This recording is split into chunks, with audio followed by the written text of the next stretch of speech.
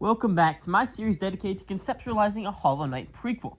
Last video, the Hollow Knight entered the City of Tears, challenging his rival Rim and meeting new, powerful friends. This video, he finally enters into the Forgotten Crossroads to meet the Snail Shamans, along with some other characters. This video will feature spoilers for Hollow Knight, so be careful if you haven't played the game yet. And if you have, I hope you'll continue on to see my ideas. From the City of Tears, you can unlock and ride the elevator into Crossroads. The Crossroads is actually going to be pretty different. First of all, the rooms would now be filled with shielded husks. Second of all, it would be already in the form of the infected Crossroads with the corrupted Vengeflies and Gruzzers. There would also be new forms for infected Tick-Ticks and Crawlets, both of which leave infected trails behind them you can't step on until it fades away. The infected Tick-Ticks will also drop infection when they are climbing on the bottom of a platform. And finally, the Husk Guards will be found more throughout the Crossroads, though there is no infected version of these. The spread of the infection is Rim's doing, and just like how Hornet appears in Green Path when you're tracking her, you could occasionally see Rim walking through the infected Crossroads. Making your way through Crossroads would be dangerous, but if you manage to do so, you will be rewarded with finding the Snail Shamans. Over the Ancestral Mound, you can talk to them, and they will offer to help you. If you accept, there will be a cutscene where the main shaman, known as the Great Shaman, presses his hand to your head, then focuses, calling a burst of soul to flow around you, sending you into another cutscene. In this, there's a large shade that looks exactly like you. The soul begins to flow around it, but void tendrils crash into the spell, absorbing it and rendering it ineffective. The famous words then play. No cost too great, no will to break, no voice to cry suffering. Then the cutscene shatters, sending you back to collapse in front of the Great Shaman. The shaman explains that there is something ancient inside of you, a piece of some powerful being that absorbs all memories and life force put into you. The shaman believes he can break through this being's powers, but to do so would require powerful memories and a connection to another realm of thought. The shaman would grant you the ability to true focus, which allows you to focus at certain places to gather a memory from that location, bringing you into the dream realm to view it. Such actions could possibly allow you to find out who you truly are. There would be 15 memories in total, scattered all throughout the map. Some would be in entirely new areas. Others would be in places you've already visited, like the City of Tears and Deep Nest. If you wish to beat the game, all you need is 5 memories. After that, you'll be given a cutscene that will lead you to a 6th memory, but not one of the main 15. This would be known as a core memory, and there are 3 of them, one for every 5 memories you obtain. I will have a whole video dedicated to the memories in the future, but for now just know that you only need the first core memory to beat the game. But just like Hollow Knight, there are alternate endings, and there are 3 in total, one for each amount of core memories you decide to obtain. Once again, this will all be gone over in a separate video. So, after obtaining your new objective, you could head out into the Crossroads. Crossroads wouldn't be home to any bosses, at least not yet. Instead, it will be full of travelers attempting to make their way through the kingdom. Sly could be found outside the entrance to Crystal Peaks, stating that there's sure to be Geo he can get from these giant crystals. Lim could be found in the Grandfather room, investigating why there are so few grubs left. In fact, the only one there would be a grub that is slightly larger than a normal one, making it impossible to lock up like the Tower of Love owner asked you to. This is the grub that will eventually become the Grubfather, but at this time he's pretty much useless. Anyway, Lim will offer his hints out as always. He'll tell you that he heard of a great warrior who is visiting Hollow Nest and is searching for an apprentice within the Crossroads. So Lim's hint was about a nail master. If you search around the Crossroads, you'll soon find a bug trapped by a bunch of golems. A very familiar bug and a very annoying one. If you choose to, you can complete a parkour section, like what's found in Deep Nest with the golems. If you do that, you'll be able to break a ceiling, which causes the bug you saw earlier to fall down, rescuing Zol, the ancestor of the Great Zote. Instead of expressing gratitude, Zol will rage at you for messing up his fight. He claims he was attempting to find a weak spot in the golem's armor so he could be the first to kill one. But due to your efforts, he'll never be able to achieve this legendary breakthrough.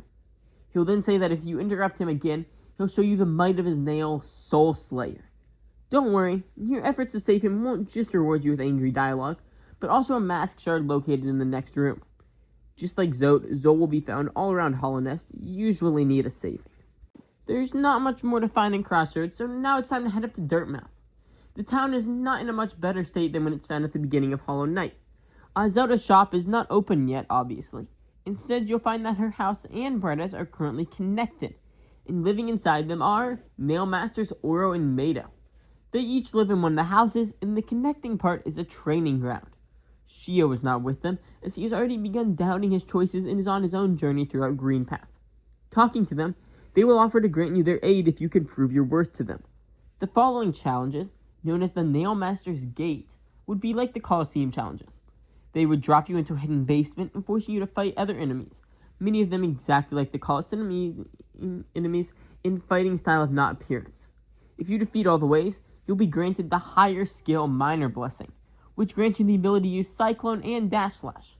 If you talk to Oro and Mato afterwards, they'll mention that there's one more nail art to be learned, but they haven't seen their brother in a long time.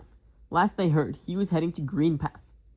Shia will be featured in a later video, but for now, we must move on to a few other events in Dirtmouth. The Stack Station is, of course, open once you use the Royal Seal. Inside, you could find many bugs waiting for a chance to enter Hollow Nest. However, I mentioned an interesting character a few videos ago, known as the Freed Stag, a stag who served as the mount for the champion of the Coliseum. If you chose to, you could have freed him by breaking a wall in the Coliseum. And as I mentioned in that video, he would then become one of your mount options that could take you to your destination alongside the original 3. Well, one of those ones was a middle-aged female stag. If you ride the stags a lot and have gained the Freed Stag, you would obtain some new dialogue from her that doesn't just relate to the Stag Station she's in. First, she'll remark that she finds the new stag interesting and wants to talk to him more. Then a few times later, she'll say that she finds him funny and entertaining, while at the same time courageous. The Freed Stag will also mention some about this, though his dialogue is less wistful reflection and more direct conversation.